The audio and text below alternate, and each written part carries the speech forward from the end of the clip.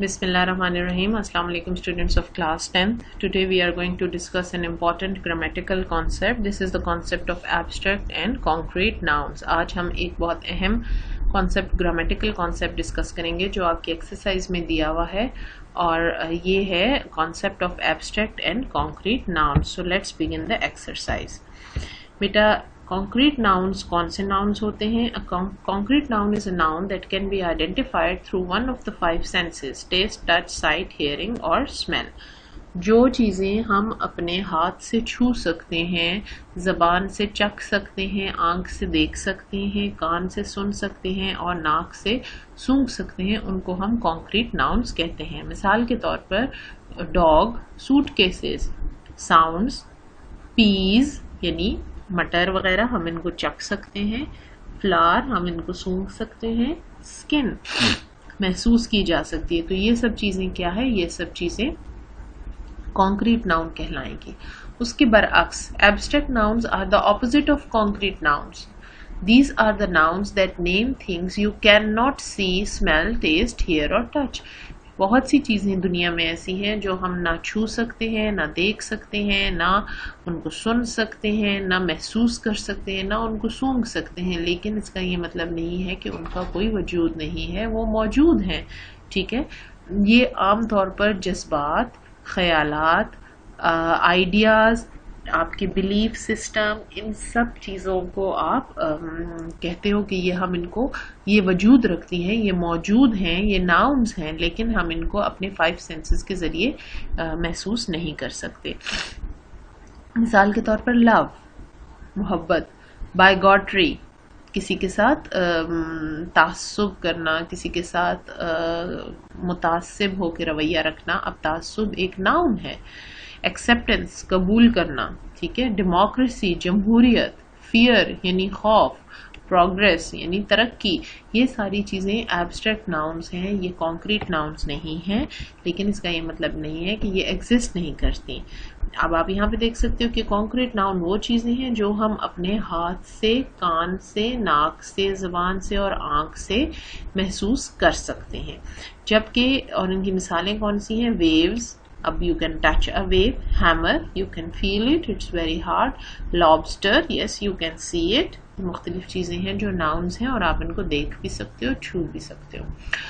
On the other hand, what are abstract nouns? Wisdom, अक्लमंदी, you cannot see it. आप उसका अमल तो उसका नतीजा तो देख सकते हो कि अकल के नतीजे में किसी ने क्या फ़ायदा उठाया, लेकिन आप उस अमल को देख नहीं सकते. एंगर यानी गुस्सा, ब्रेवरी यानी बहादुरी. ये सब क्या है? ये एब्स्ट्रैक्ट नाउन है. तो बेटा फिर अब नाउन की कितनी किस्में हो गई? Concrete nouns and abstract nouns. अब कॉन्क्रीट नाउन्स के आगे से फिर 2 किस्में हैं, uncountable nouns and countable nouns. आपको बताया कि कॉन्क्रीट नाउन्स वो नाउन्स हैं जिनको छुआ जा सकता है, देखा जा सकता है, चखा जा सकता है, सूंघा जा सकता है और सुना जा सकता है. अगर ये सब काम हो सकते हैं तो फिर इसके आगे से 2 किस्में हैं, uncountable nouns and countable nouns. वो नाउन्स जिनको गिना जा सके और वो नाउन्स जिनको गिना ना जा सके. ठीक. एक खास फर्क, a solid understanding to decide whether a noun is concrete or abstract. Ask yourself if you can see, hear, taste, smell or touch it. If so, it is concrete. If not, it is abstract. एक आसानी से जो समझने वाली बात है वो ये है कि किसी भी नाउन के बारे में अगर आप उसको छू सकते हो, देख सकते हो, सेंसेस के जरिए महसूस कर सकते हो तो वो एक कॉन्क्रीट नाउन है, और अगर ऐसा नहीं कर सकते तो फिर वो एक एब्स्ट्रैक्ट नाउन है. Concrete and abstract nouns are both real. दोनों मौजूद हैं, दोनों हकीकत. ऐसा नहीं है कि वो कोई हम अफसानवी बात करें, ये चीज़ें मौजूद हैं इस दुनिया में. But one is a physical presence and the other one is not. लेकिन एक की फिजिकल हकीकत है, वो अपना जिस्म रखती है, कोई जगह घेरती है, उसका कोई वजन है. ठीक है. लेकिन दूसरा यानी कि एब्स्ट्रैक्ट नाउन, उसकी कोई फिजिकल अपीयरेंस नहीं है. Now this is an activity from your exercise. Choose the correct option for each sentence. Success is an example of. कामयाबी क्या होगी? कामयाबी का समर, कामयाबी का नतीजा तो आप छू सकते हो, लेकिन कामयाबी को बजाते खुद आप नहीं छू सकते, नहीं जान सकते. तो this is an abstract noun. ठीक है, success is an abstract noun. Sugar is an example of what? Sugar is an example of uncountable noun. बेटा this is wrong, this is uncountable noun. यहाँ पर ये अनकाउंटेबल पर आपने टिक करना है, ये यहाँ पर गलत लगा हुआ है. Sugar is an example of uncountable noun. Honey is an example of uncountable noun. इसको गिना नहीं जा सकता, ठीक है, ये गलत यहाँ पर टिक लगा हुआ है, ये याद से रखना आपने. Sugar is an uncountable noun, यहाँ पर आपने यहाँ पे टिक करना है. और इसी तरह honey is an example of uncountable noun, इसको भी गिना नहीं जा सकता. Bravery is an example of, जी बताइए क्या होगा? Bravery is of course an abstract noun. Bravery क्या है? एब्स्ट्रैक्ट नाउन है, उसको हम छू नहीं सकते. Tables is an example of countable noun. Tables क्या है? काउंटेबल नाउन है, उनको हम गिन सकते हैं. Right the correct Plurals of the nouns in parenthesis. Parenthesis किनको कहते हैं? जी जिनको आम जुबान में छोटी ब्रैकेट्स कहते हैं, इनको इंग्लिश में पैरेंथेसिस कहते हैं, या स्मॉल ब्रैकेट्स कहते हैं हम, तो इंग्लिश में इनका सही नाम पैरेंथेसिस है. दीज पर्सन, इसकी प्लूरल क्या होगा? People.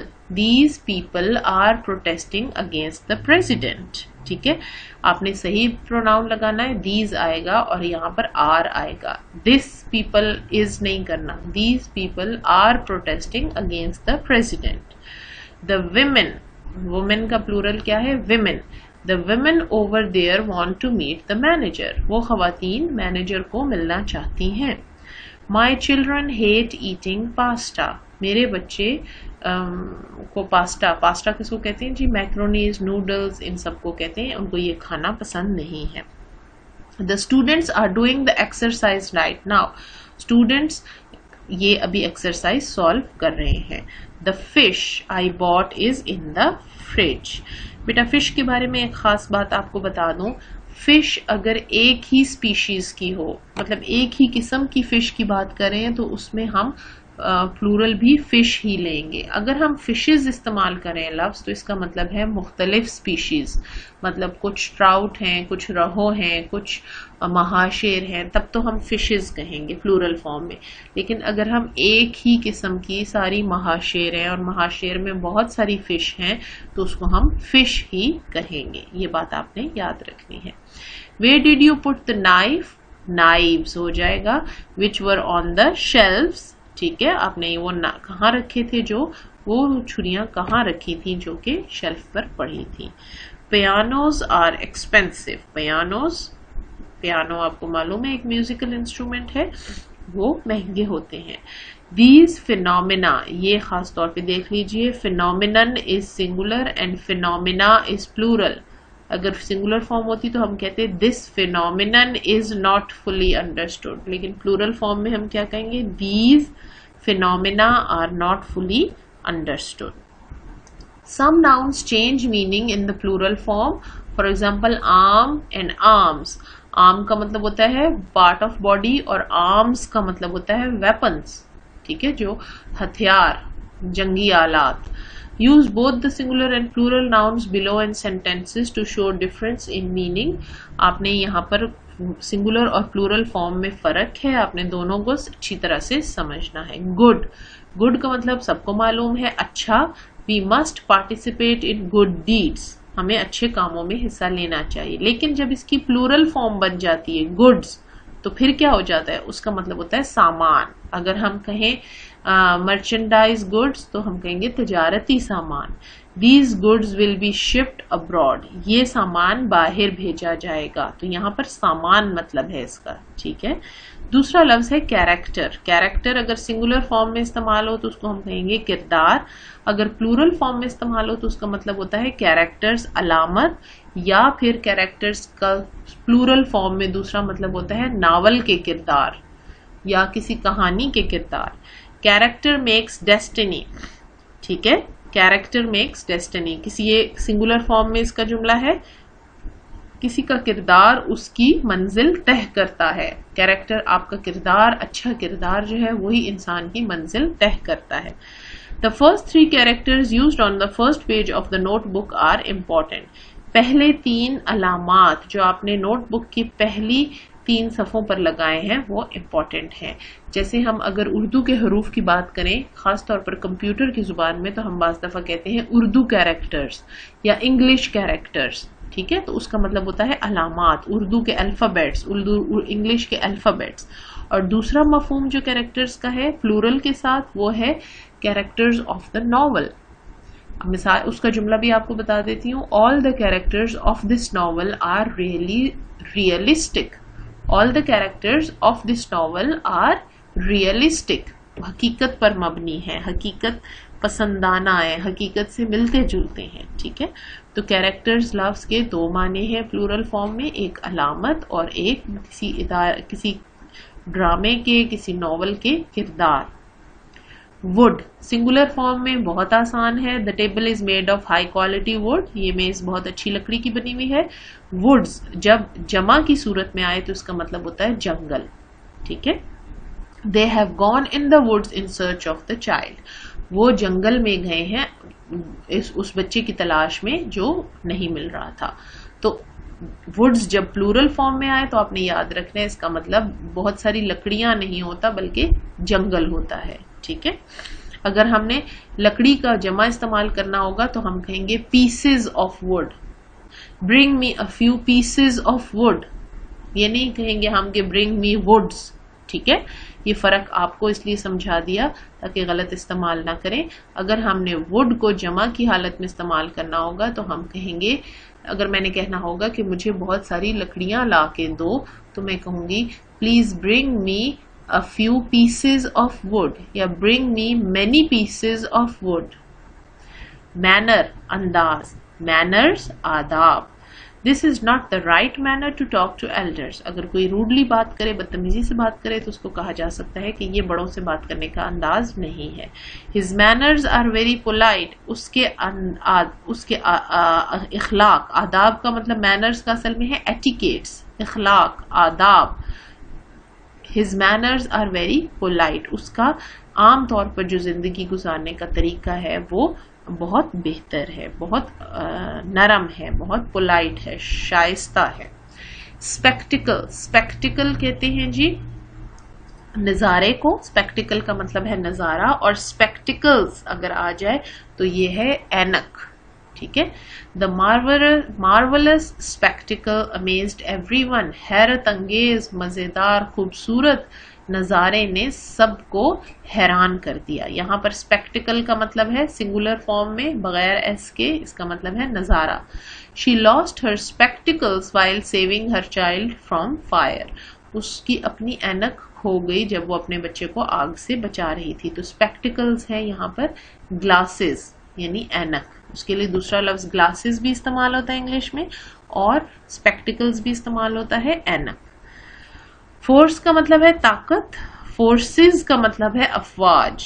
A lot of force is needed to move this stone. اس پتھر کو ہٹانے کے لیے بہت ساری طاقت چاہیے.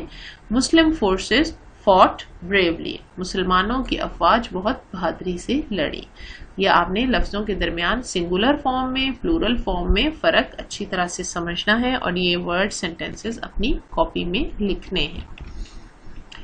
Identify the noun phrase in the following sentences.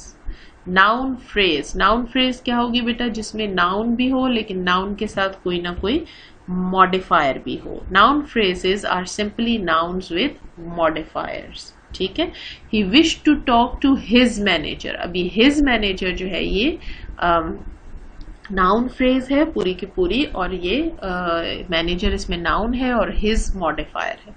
The wicked man. Worked مین یعنی چالاک آدمی، مکار آدمی. اگر مین ہوتا خالی تو یہ ناؤن تھا، لیکن وکڈ اس کے ساتھ ایڈجیکٹو لگ گیا. This whole will be called a noun phrase. Loves getting poor people into trouble. وہ مکار آدمی غریبوں کو مشکل میں ڈالنے پر خوش ہوتا ہے. Poor people is again a noun phrase. The poor man wanted to pay back every penny he owed. غریب آدمی وہ سارے پیسے واپس دینا چاہتا تھا جو اس نے دینے تھے، جو اس کے ذمے تھے. اوڈ کا مطلب ہے جو اس کے ذمے تھے. اگر کوئی پوچھے کہ how much money do I O you, میں نے آپ کے کتنے پیسے دینے ہیں، کتنے پیسے دینا میرے ذمے ہے، تو پھر او کا لفظ استعمال ہوتا ہے. پور مین کیا ہے؟ Noun phrase. ٹھیک ہے، آپ نے ان کو انڈر لائن کرنا ہے، ہائی لائٹ کرنا ہے. All the kids were sleeping. سارے بچے سو رہے تھے. Now kids is a noun. All the is a modifier. ٹھیک ہے، یہ modify کر رہا ہے، بتا رہا ہے کہ تمام بچے سو رہے تھے. Horses prefer living in dark stables. Now stable کا مطلب ہوتا ہے استبل. Stable ایک noun ہے اور dark اس کے بارے میں ہمیں بتا رہا ہے، تو this is a modifier اور یہ together they would be called a noun phrase. Dark stable کیا ہو گیا؟ Dark stable ہو گیا noun phrase. Complete each sentence with a properly formed noun clause. اچھا بیٹا، آگے چلنے سے پہلے یہ پڑھ لیتے ہیں کہ ناؤن کلوز کیا ہوتا ہے. Noun clause is a dependent clause that acts as a noun. Noun clause وہ کلوز ہوتی ہے جو پوری کی پوری ایک ناؤن کے طور پہ حرکت کرتی ہے، پوری کی پوری ایک ناؤن کے طور پر اس جملے میں استعمال ہوتی ہے. Noun clauses begin with words such as how, that, what, whatever, when, where, whether. ان سب لفظوں سے یہ شروع ہوتی ہے. مثال کے طور پر please tell me who left his shoes on the floor. Please tell me who left his shoes on the floor. اب یہاں سے who سے لے کر floor تک جو ریڈ کیا ہوا ہے یہ پوری کی پوری noun clause ہے. کس طرح سے noun clause ہے؟ مجھے بتائیے کس نے اپنے جوتے فرش پر چھوڑے ہیں. اب یہ پورے کا پورا ایک شخص کے بارے میں بات ہو رہی ہے جو ایک noun ہے، اس لیے اس پوری کی پوری clause کو ہم noun clause کہتے ہیں. Whoever is the last one to leave turns off the light. جو بھی آخر میں یہاں سے جائے وہ بتیاں بند کر کے جائے، وہ بتی بجھا کر جائے. This is again a noun clause. Complete the each sentence with a properly formed noun clause. Jamal asked me. آپ کو دو آپشنز دی ہوئی ہیں. Where was his wallet? Where his wallet was. تو بیٹا ہم یہ والی آپشن سلیکٹ کریں گے. جمال asked me where his wallet was اور اس کے بعد full stop آئے گا. نمبر 2 ہے I couldn't tell him where was I. بلکہ اس کو یوں کریں گے I couldn't tell him where I was. اگر آپ نوٹ کرو تو ان میں helping verb آخر میں آتا ہے، درمیان میں آنے والی ٹھیک نہیں ہے، بلکہ ان میں helping verb آخر میں آئے گا. I don't know how many children he has. ٹھیک ہے، اس میں صحیح فارم کیا ہے؟ I don't know how many children he has. How close we are is not important. How close we are is not important. اگر آپ سب میں note کرو، ان سب 1, 2, 3 اور 4 میں helping verb ہمیشہ آخر میں آ رہا ہے. کہاں پہ آ رہا ہے؟ آخر میں آ رہا ہے. یہاں پر بھی آخر میں آ رہا ہے، یہاں پر بھی آخر میں آ رہا ہے اور یہاں پر بھی. How close we are یہ والی ہم نہیں لکھیں گے. How close are we is not important. یہ غلط ہوگا، بلکہ صحیح فارم کیا ہوگی؟ How close we are is not important. Dash was sad. What she said was sad. جو کچھ اس نے کہا وہ افسردہ کرنے والا تھا، غمگین کرنے والا تھا. بچوں یہ آپ سب کا ہوم ورک ہے، یہ آپ نے اپنی بک پہ اچھی طرح سے سالو کرنے ہیں، اور جہاں پر سینٹینسز لکھنے ہیں آپ نے اپنی کاپی پہ وہ نیٹ اینڈ کلین اپنی کاپی پہ لکھیے، اچھی طرح پریکٹس کیجئے. جتنا آپ انگلش لینگویج کو پریکٹس کریں گے اتنا آپ کی اس پہ گرپ بہتر ہوتی جائے گی.